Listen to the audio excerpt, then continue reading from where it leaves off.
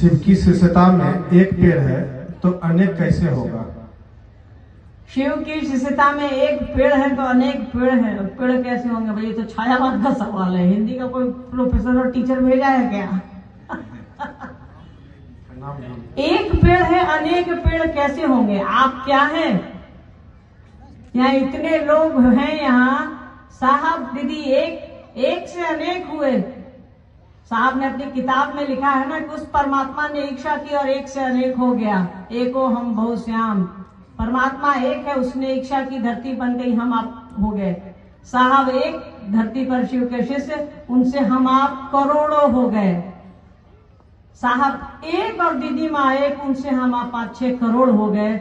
आज हम आप अगर 1 करोड़ भी मानिए, उससे कितने अरब हो जाएंगे? जरा कोशिश तो करिए बढ़िया से। एक पेड़ क्या, हजारों पेड़ एक शिव से लगा सकता है, उसकी कोई गिनती नहीं है।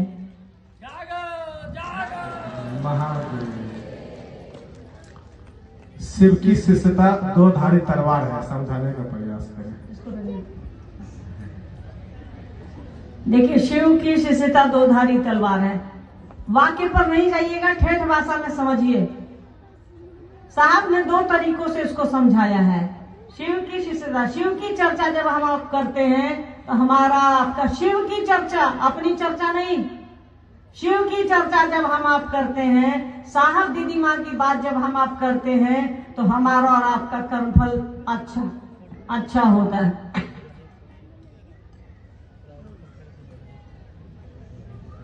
तो साहब और दीदी माँ या महादेव की बात जब आप दूसरों से करते हैं तो आपका और हमारा दोनों का कर्मफल अच्छा होता है। ऐसे समझिए, आप जब गुड़ के पास, चीनी के पास रहिएगा या अभी धूप लग रही है ना, आग जलाते हैं घर में हम आप, तो सबको लगती है कि नहीं? यहाँ कहीं आग जला दिया जाए या धूप निकली है तो सबको लग रही है।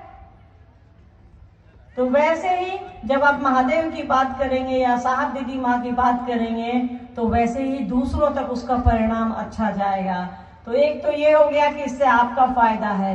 दूसरा ये होता है जिसको हम आप सुना रहे हैं उसका फायदा होता है। और साहब ने ये कभी नहीं कहा कि शिव की शिष्यता दुधारी तलवार है। साहब ने कहा कि शिव की चर्चा दुधारी तलवार है। इसको थोड़ा समझने की जरूरत है। शिव की चर्चा हम आप किसके लिए कर रहे हैं ये समझिए। अगर अपने लिए कर रहे हैं तो अच्छी बात है। अगर ये सोच करके कर रहे हैं कि भाई हम शिव चर्चा करने आए हैं, 1-1.5 लाख की भीड़ में बोल रहे हैं, मेरा बड़ाई हो रहा है, मेरे लिए ताली बज रहा है, तब वो चर्चा आपके लिए घातक है। आप शिव की चर्चा अपने मन के लिए कर रहे हैं, साहब दीदी माँ के लिए कर रहे हैं, महादेव के लिए कर रहे हैं, तो उसका परिणाम अच्छा होगा। पर शिव की चर्चा अगर हम अपने लिए कर रहे हैं, पैसे के लिए कर रहे हैं, प्रतिष्ठा इज्जत के लिए कर रहे हैं, उसका परिणाम घातक होगा। तो ये थोड़ा इसको ठीक से समझना होगा। शिव की शिष्यता दुधारी तलवार नहीं है, शिव की शिष्यता तलवार भी नहीं है। साहब ने कहा है शिव की शिष्यता तो प्रेम है, वो एक तरह से गुलाब की तरह है, वो एक तरह से खुशबू की तरह है जो सबको महकती है और उसको खुश करती है।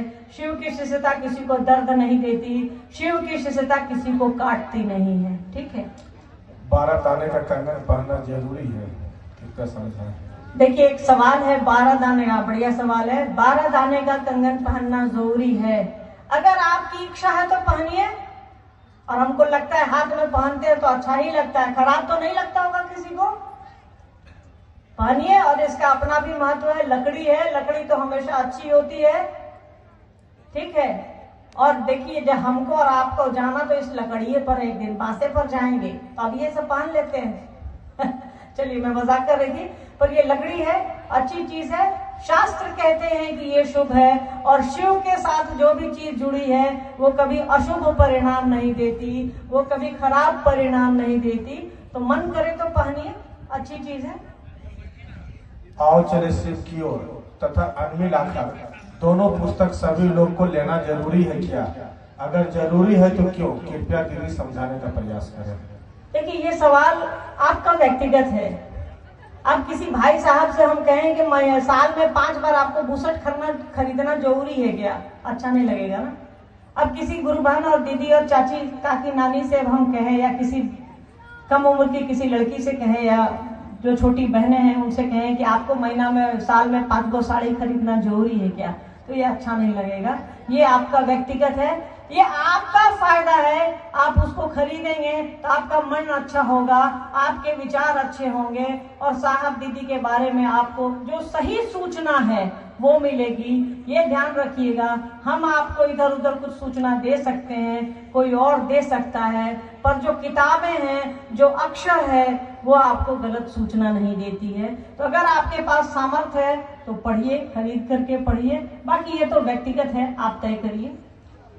नमः शिवाय से प्रणाम। माला विधि द्वारा हम लोगों को ढककर करना चाहिए या ऐसे लोग कहते हैं, क्या सही है, कृपया समझाइए। देखिए, हम लोग जानते हैं, सुनते आए हैं, हजारों हजार साल लोग कहता है कि माला को ढककर करनी चाहिए। अगर आप रुद्राक्ष की माला कर रहे हैं या उंगलियों पर कर रहे हैं तो ढककर कर सकते हैं, क्योंकि लोगों को यही करते देखते हुए आए हैं। तो हमसे भी पूछिएगा, तो बाकी इसका विज्ञान हमको नहीं मालूम है कि ढक करके क्यों करते हैं और क्यों नहीं करते हैं, ठीक है, पर लोगों को देखते हैं कि वो ढक करके करते हैं। तो आपकी जैसी इच्छा है करिए, पर मुझे लगता है कि अब पता नहीं ये कौन सी परंपरा का है, तो इससे कुछ घाटा भी नहीं है। अगर हम उसको ढक लेंगे हाथ को तो इससे कोई नुकसान बाका, कोई नुकसान नहीं है, तो ढक के करिए। गुरु स्वरूप मन में बस जाए साहब दीदी के आशीर्वाद से, परंतु कुछ भाई बहन चर्चा करने वाले को ही गुरु मानने लगते हैं। सभी भाई बहन को सही रास्ता दिखाने की दया करें। देखिए, अब आपको ये तय करना है ना कि आपको क्या करना है, क्या नहीं करना है, ये आपको तय करना है। लाखों चर्चाएं साहब की यूट्यूब पर पड़ी हैं, दीदी माँ की तो कम है, उस समय इतना तकनीक नहीं आया था जिस समय वो शरीर में थी, पर आप उसको सुनिए और समझिए। साहब ने कहा है, साहब कौन नहीं मालूम है ना आपको, साहब हरिंदर जी और दीदी नीलम आनंद जी ने कहा है कि भाई आप सुनिए सबका, करिए जैसा मैं कहता हूं। तो साहब का समझिए, सुनिए और करिए। हम कुछ भी बोल सकते हैं, आपको कुछ भी सिखा सकते हैं, पर साहब और दीदी माँ धरती पर आपको और हमको शिव का शिष्य बनाने आए हैं, वो बनाएंगे। अब आप मेरा सुनिएगा कि किसी दूसरे का सुनिएगा कि साहब का सुनिएगा, ये आपका व्यक्तिगत है कि आपको एक थाली में पुआ मिला है, पूरी मिली है, खीर मिला है कि करेला मिला है, कि आप क्या खाएंगे। हमसे पूछिएगा तो हम पुआ और हलवा खाएंगे, कोई कहेगा हम सूखी रोटी खाएंगे, तो खाइए। तो जो आपके पास बेहतर चीजें उपलब्ध हैं, तो आप क्यों मेरे पीछे भटक रहे हैं या किसी और के पीछे। हम भी आपको गुमराह कर सकते हैं और कर देंगे, ये दुनिया है, किसी के पीछे जाने की जरूरत नहीं है। बाकी आपका मन है कि आप क्या करेंगे क्या नहीं करेंगे। शिव के पीछे भागिए ना, साहब दीदी माँ के पीछे भागिए ना, हम तो आपको गुमराह करा देंगे, इधर उधर भटका देंगे आपको। मन क्या है कृपया बताना, कष्ट करें। अभी थोड़ी देर पहले हमने समझाया आपको अध्यात्म क्या है। अभी एक सवाल आया है, मन क्या है। उसी जहां जहां आपके मन में अध्यात्म और अच्छा ख्याल आता है वही मन है, जो स्थिर नहीं रहता है वही मन है। हम आप जो सोचते हैं उसके उल्टा जो हो जाता है वही मन है। सोचते कुछ है, हो कुछ जाता है। अभी मन, शरीर यहाँ बैठा है, मन कहीं और गया है। जो स्थिर नहीं रहे, जो चंचल है, वो हमारा आपका मन है, ठीक है। दीदी आपसे आग्रह है कि सरेला गांव में शिव कार्य बहुत धीमी गति से चल रहा है, आप हमें यहाँ से आशीर्वाद दे दीजिए कि शिव गुरु कार्य आगे बढ़े। देखिए, आशीर्वाद देने का अधिकार तो मुझे नहीं है, आशीर्वाद तो आप सभी लोग देंगे। आप सभी मुझसे श्रेष्ठ हैं। जो सुबह 10 बजे से 9 बजे से हमें पता चला 9:30 बजे 4-5 हजार की भीड़ यहाँ हो गई थी। आप सभी श्रेष्ठ हैं। हम सभी से जो भी हम लोग यहाँ आए हैं आपके बीच में, आप सभी आशीर्वाद दीजिए। अरे भाई, आप कुआं के पास जाइएगा तो कुआं आपको पानी दे सकता है, अमृत नहीं देगा।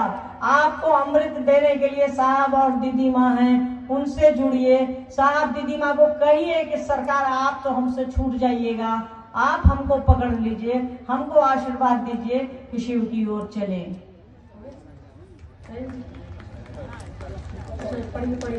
दो ही पढ़िएगा। शिव गुरु की चर्चा में नारियल चुंदरी चर्चा है या नहीं, पूजा प्रसाद भजन आरती करना जरूरी है क्या।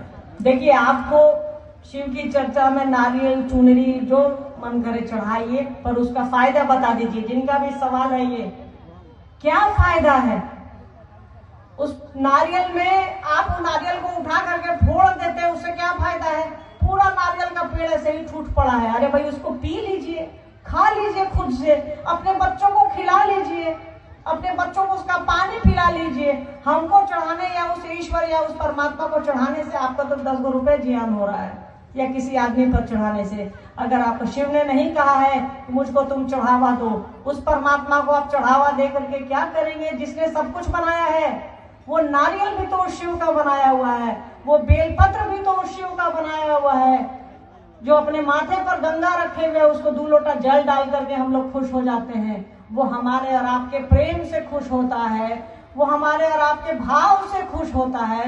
उसको हम लोग चुंदरी नारियल चढ़ा के क्या है ले जियान कर रहे हैं, चुंदरी को भी और नारियल को भी। पर आपका मन है तो आप करिए, इससे हम आपको रोकेंगे नहीं। पर सोच लीजिए कि क्या फायदा है। हम लोग इंसान हैं, वो भी आज के दौर के इंसान हैं, कलयुग के इंसान हैं। फालतू में कोई काम नहीं करेंगे, जहाँ फायदा हो। ये जगत का फायदा नहीं सोचिए, जहाँ आपको ऊपर का फायदा हो, जहाँ आपको ईश्वर की ओर जाने में फायदा हो, वो काम करिए। नारियल और चुंदरी हमको और आपको शिव की ओर नहीं ले जाएगी। हमको और आपको शिव की ओर साहब और दीदी माँ ले जाएंगे। हमको और आपको शिव की ओर वो 3 सूत्र ले जाएगा, उनकी सोच ले जाएगी। तो उनको पकड़िए, शिव को पकड़िए। शिव जब जगत गुरु है तो अन्य धर्मों को, लोगों को शिव से कैसे जोड़े? शब्द में ही उत्तर है आपका। शिव जब जगत गुरु हैं, गुरु किसी धर्म का नहीं होता, गुरु किसी जाति का नहीं होता। गुरु ना लंबा होता है ना छोटा होता है, गुरु ना मोटा होता है ना पतला होता है। गुरु गुरु होता है जो हमको और ज्ञान, आपको ज्ञान देता है।